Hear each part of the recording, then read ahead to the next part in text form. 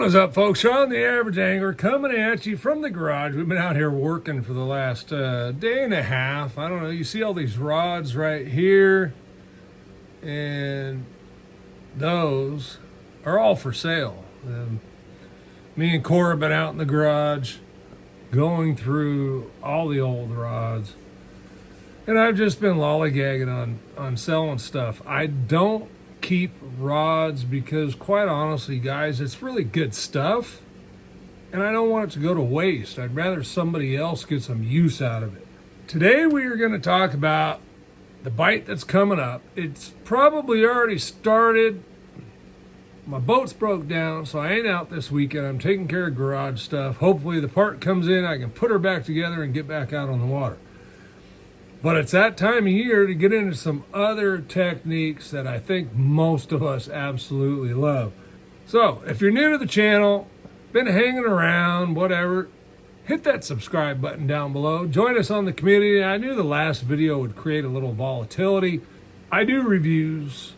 I try and give people good advice. I don't believe you need to spend a lot of money on rods. And some people would quite honestly say that I spend a lot of money on the rods that I get. Right?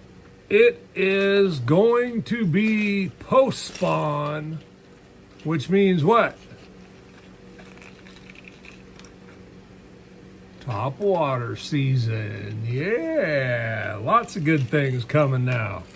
So we've got some top water seasons, and let's talk about post-spawn. Why is it that during the post-spawn, that top water bite turns on? Well, there's many reasons. Typically it's warmer, the fish are getting more active, we get some weed growth, so the fish will suspend higher in the water column to begin with. But the other thing is that fish tend to suspend in the post-spawn.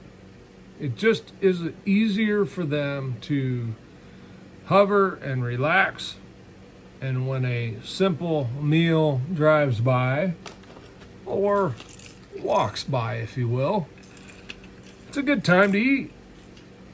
So in the coming weeks, we're going to cover a lot of different topwater techniques. But right now, I think early in the season, this is probably one of the better ones because it can be fished somewhat slow, right? And that is a walking bait. In this case, Cane Walker 110, Cane Walker 125, and of course, for those of us who like to spend a little more for the finer things in life, we have the Evergreen Shower Blow. Of course, they come in different lengths, sizes, colors, all those kinds of things. There's two things that I'm generally looking for this time of year, and you're going to say these are contradictory because they are, right? One is a little transparency. We don't want to let them see a whole lot.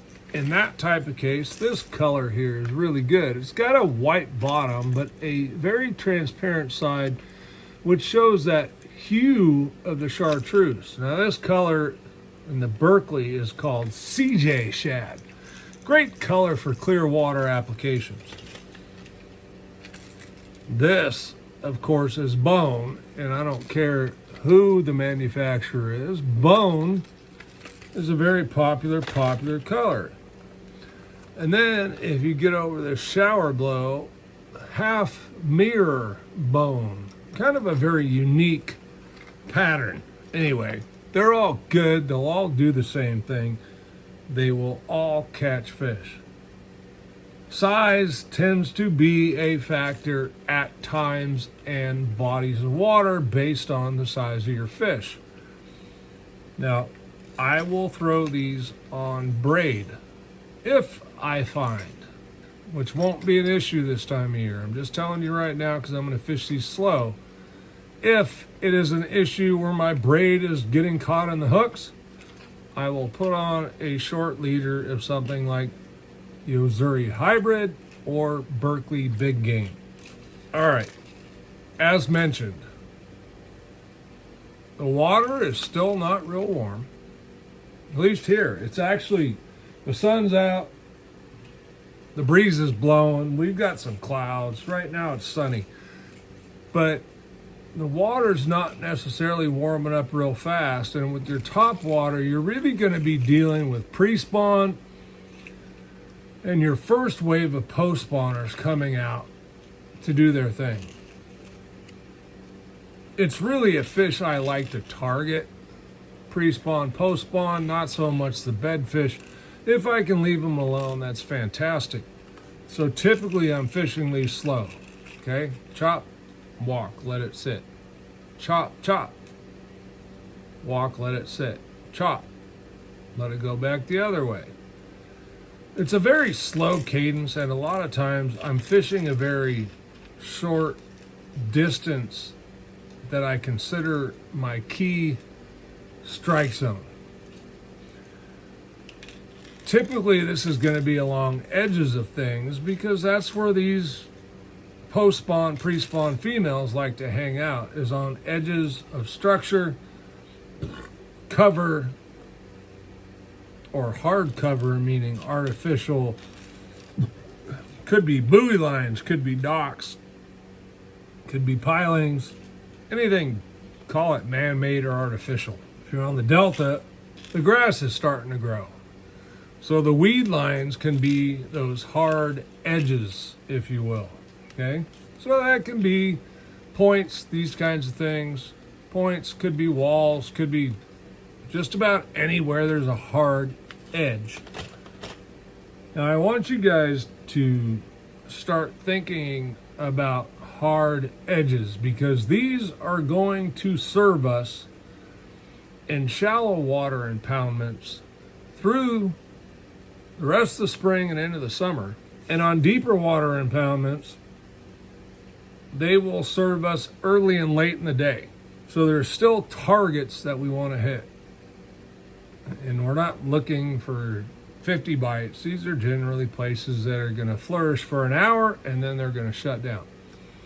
But right now, during the pre-spawn, post-spawn, we're still in April. We're in the middle of April, maybe a little further. I don't know. My phone, I don't want to interrupt it because I'm recording. We can fish a walking bait all day. And look, these two baits are very similar. Okay. While these two are a different size, this one is more there. These are walking pencil popper style baits. They walk really well. They make quite a bit of commotion noise-wise. They have a good presence. And they catch big fish. They catch a lot of fish. 125, 125, and 110. I think all of my shower blows are in that length. Yep. The cane walkers, I have a bunch of 110s, and you're going to see something. Let me pull these off the peg here.